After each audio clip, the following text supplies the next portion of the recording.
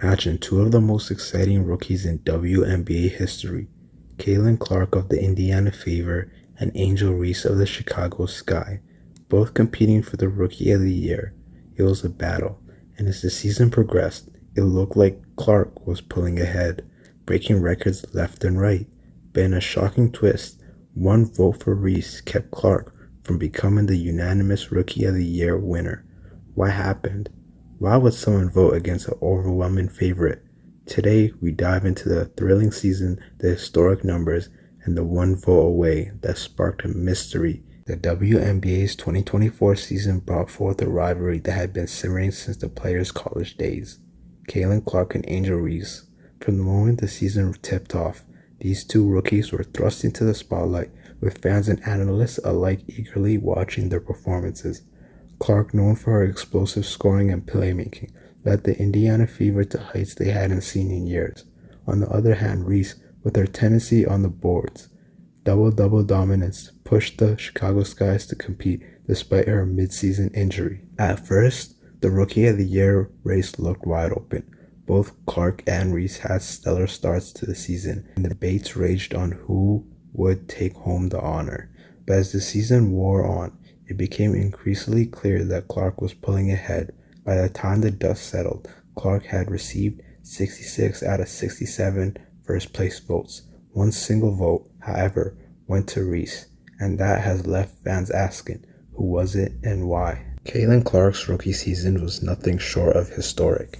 She broke the WNBA's single-game assist record, dishing out 19 assists in a matchup against the Dallas Wings on July 17.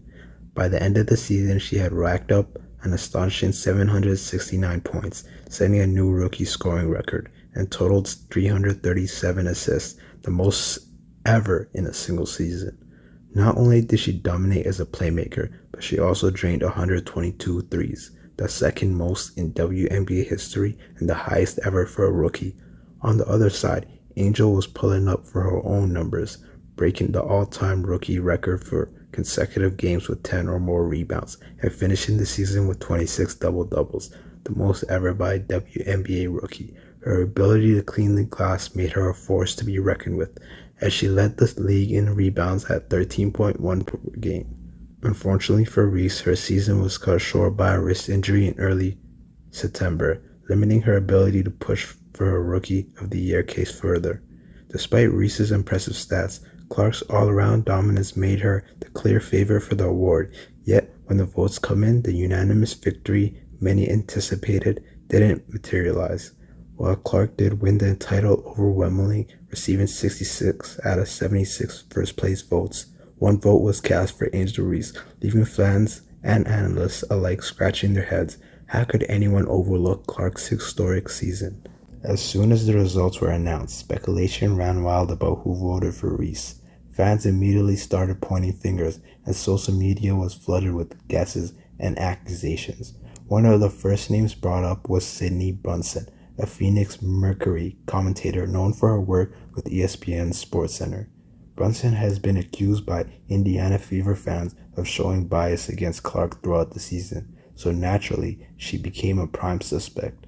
However, Brunson swiftly took to social media to deny the rumors, stating that she didn't even have a vote in the WNBA awards. "You're so sad," Brunson tweeted, addressing the accusations. "I don't have a WNBA awards vote."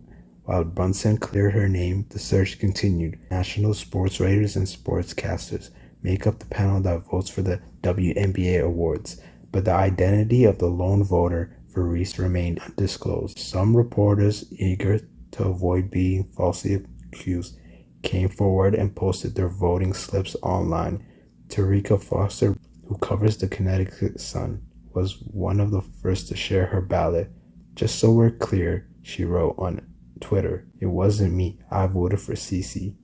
So don't blow me up or call me a hater, cause it wasn't Tarika." She will even share a photo of her voting slip as proof. Other journalists followed suit. Christina Williams, a reporter for the New York Liberty, also shared her ballot on social media, confirming that she had voted for Clark as the Rookie of the Year.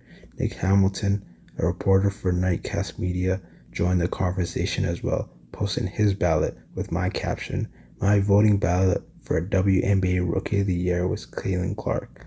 The transparency of these journalists was applauded by fans, but it still left the question, who voted for Reese? As the speculation continued, many fans were baffled by the comparison between Clark and Angel Reese's stats.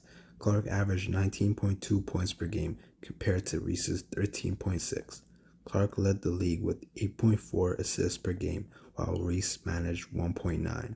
Even in blocks, while Reese had the height advantage, Clark came out on top. The one area where Reese dominated was in rebounds, averaging an impressive 13.1 boards per game compared to Clark's 5.1. But was Reese's dominance on the glass enough to justify the single vote? In their head-to-head matchup during the regular season, the Fever faced off against the Sky 4 times. The Fever won 3 of those contests, and while Reese outscored Clark in 2 of their meetings, Clark had more assists in 4 games. Reese's ability to crash the boards remained her standout feature, grabbing more boards than Clark in each matchup.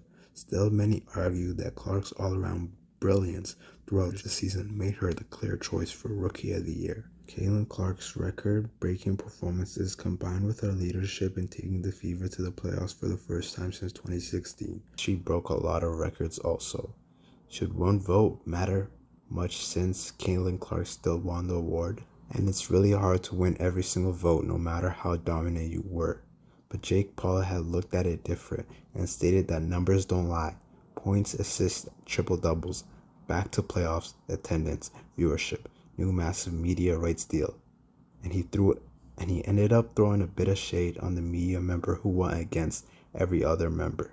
Clark's Rookie of the Year win is still historic, but while she didn't claim the award unanimously, she left a mark on the league. Her achievements this season go beyond the numbers. She became a fan favorite, her jersey sales skyrocketed, and she earned a spot in the starting lineup at the WNBA All-Star Game. Angel Reese, too, had a phenomenal rookie year, earning her only All-Star nod and leading the league in rebounds before her injury. Had she stayed healthy, the Rookie of the Year race might have been closer, but with her season ending early, it became clear that Clark had distanced herself in the Rookie of the Year conversation. In the end, Caitlin Clark took home the WNBA Rookie of the Year award with 66 out of 67 first-place votes, capping off one of the greatest rookie seasons in league history. Her ability to score, pass, and lead the Fever to the playoffs has cemented her as one of the brightest young stars in basketball.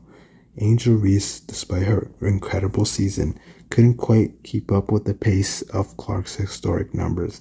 Though she'll undoubtedly be a force to be reckoned with next season, the identity of a person who voted for Reese over Clark remains a mystery, and while it may never be revealed, it adds another layer to the ongoing rivalry between those two players. Both Clark and Reese have downplayed the importance of individual awards, focusing instead on their team's success, and the competitive fire will only grow stronger as they continue to develop in the league.